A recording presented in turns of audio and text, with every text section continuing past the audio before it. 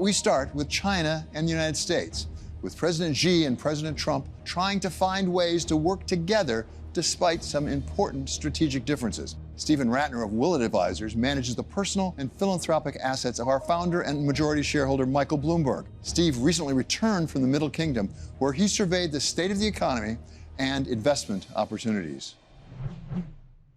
It was interesting, David, because I saw more than I've seen it before, a kind of two-speed or two-factor economy. On the one hand, everything you read about the domestic economy is largely true. Consumption is weak. Consumers are dispirited. They're still trying to sort out the property bubble. Xi does not seem to have any real appetite to do stimulus or any of the things we would probably do here under the same circumstances. It's not a disaster. It's growing.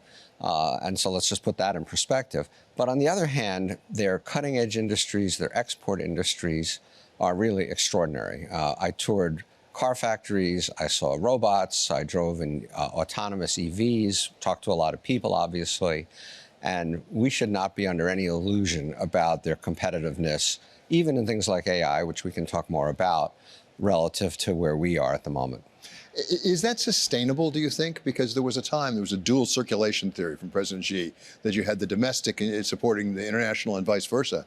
If they don't really get the domestic consumption going, the domestic economy going, and they have, as you say, the property challenges, there's a problem with investment there, can they continue to support that level of innovation? Well, that's why I want to put this in perspective, because the domestic economy is slow. Prices are not rising. They're not really much falling anymore.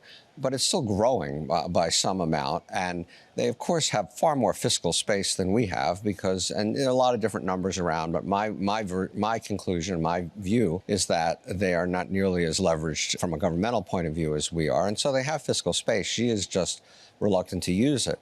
But if you read his latest 5-year plan, for example, which came out a couple months ago, he is very focused on these cutting-edge technology industries and of having China have a premier place in the world. And they are on their way to doing that, if not already there in a lot of cases. What did you find in those cutting-edge technologies? I mean, we hear about biotech, we hear about EVs, certainly, and AI, as you mentioned. So we can take them in whatever order you want. On biotech, they have gone from importing our drugs to their country to exporting their drugs to our country. Not the actual drugs, but the drug development. And if you talk to any biotech investor, and we have a number of them, they will tell you that they are now spending time in China. What has become a thing is licensing Chinese drugs into the U.S. You have to do the trials again and so forth to comply with U.S. regulations. But they can develop drugs faster, better, cheaper than we can for all the reasons you can imagine that China does things well when they put their mind to it. And so that's become a big thing. AI, we were obviously ahead, and we're still probably ahead, certainly in terms of adoption and the value of the companies and things like that. But they have a number of very good models and building more. I think the question about AI for them is whether the world will use Chinese models. I think it'll be tough here. I'm not so sure it'll be that tough in the rest of the world because they will be so much cheaper. For example, Huawei, as you may remember, was deep into the telecoms infrastructure in many parts of the world until we effectively shut it down. And so people were willing to use Chinese technology, and they may well in this case as well. And in the case of EVs and cars, they have something like 50 car companies, too many, and there's consolidation going on and so on. But the quality of the cars is unbelievable, and the price is unbelievable. It seems like Washington is fixated on China. Is China as fixated on Washington? Do they pay as much attention to us as we do to them? It may well be on geopolitical and strategic things, which are not my area of expertise, as you well know. But on the economy, no, I don't think. Honestly, I think they feel like they know how to do this, and they're they're on their own. For example, the last trade spat that Trump and Xi settled, we lost, basically. They can buy soybeans from Brazil. They can get soybeans in other places. We can't get these rare earth minerals, which, by the way, aren't that rare, as you know. What's rare is the processing ability that China has developed, and which we essentially keep limited here because of environmental concerns, which I certainly subscribe to. But the result was Trump essentially had to back down. I mean, there's too much stuff that they make that we need at this point to survive. And so I think they're in a pretty strong position vis-a-vis us. As China looks externally, What do they see as their opportunity markets? I mean, you mentioned Brazil, the soybeans, buying soybeans from Brazil. Soybeans. But what about for export? Who do they think are their opportunities out there?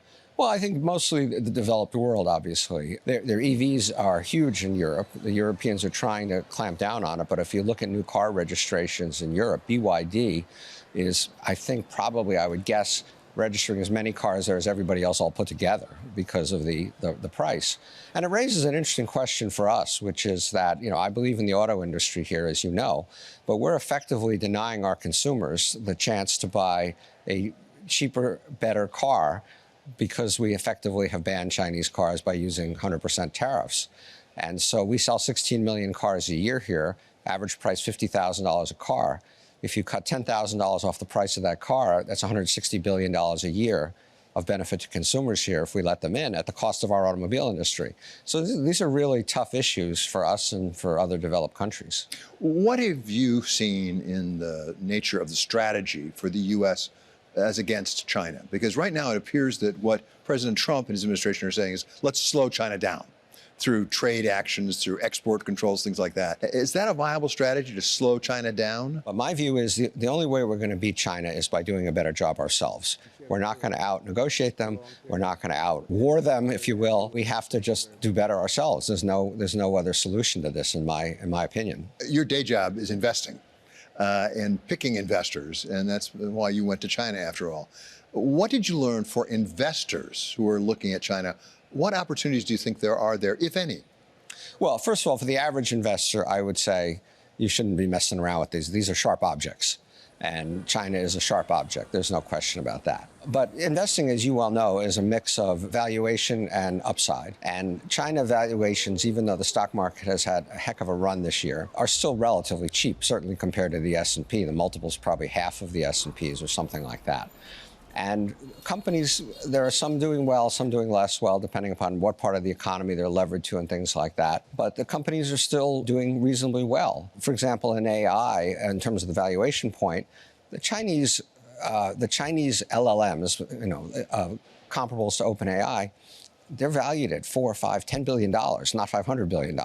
And so, it's a lot harder to get hurt jumping out of a basement window. Can you see a path, whether we're on it now or not, forward to a reasonable economic relationship between China and the United States? When we went through a long period of time, we had no relations with them.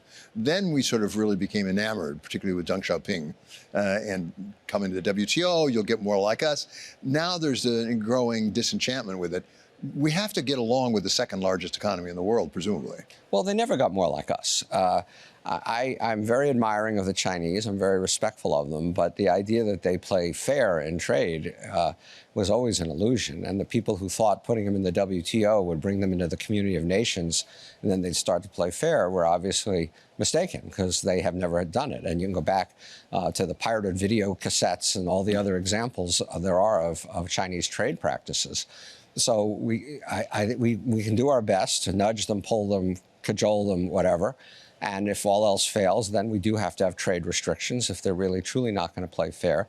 But as I said, I think the only way we're going to, quote, win against China is by doing a better job at home.